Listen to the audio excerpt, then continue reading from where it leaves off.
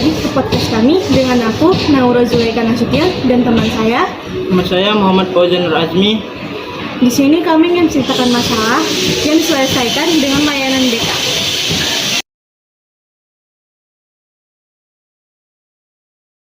Halo teman-teman, pernah nggak sih kalian mengalami masalah sendiri dengan teman sekolah?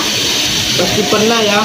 Kadang masalah kecil bisa jadi besar kalau enggak dibicarakan dengan baik.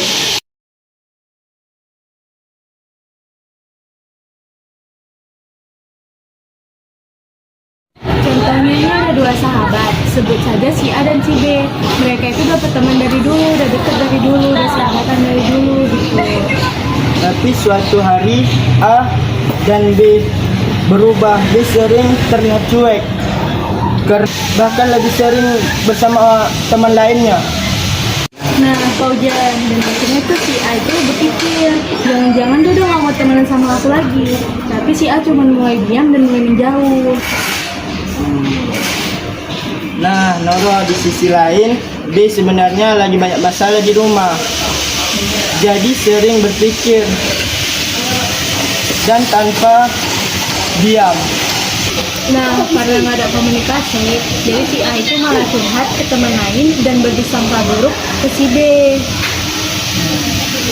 Nah, akhirnya mereka jadi saling menjauh, saling diam, bahkan sempat saling sindir di sosmed.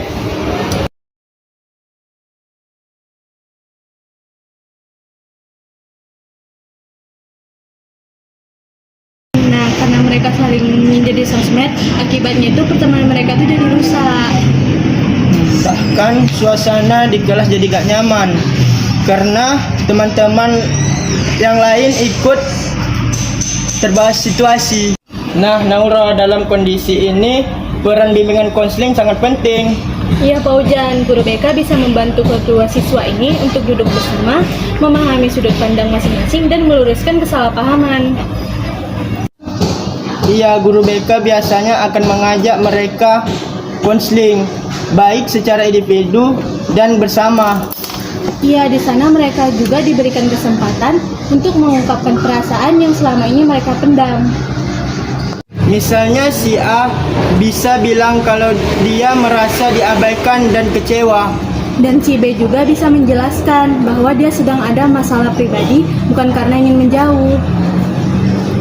Nah, guru BK juga membantu mereka belajar cara berkomunikasi yang baik, seperti tidak langsung berprasangka dan berani bertanya secara langsung.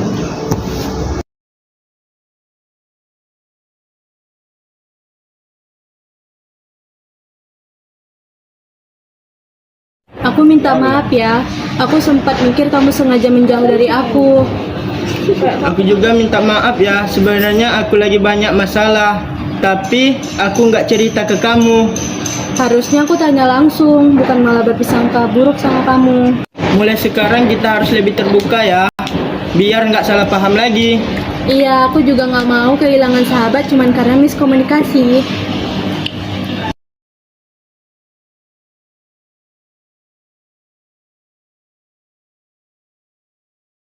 Dari cerita tadi, kita bisa lihat kalau konflik pertemanan sering terjadi karena kurangnya komunikasi dan kesalahpahaman. Dengan bantuan bimbingan konseling, kita bisa belajar memahami orang lain, mengelola emosi, dan menyelesaikan masalah dengan cara yang baik. Yuk jaga pertemanan kita dengan komunikasi yang baik dan saling pengertian. Terima kasih. Sampai jumpa di video selanjutnya. Bye-bye.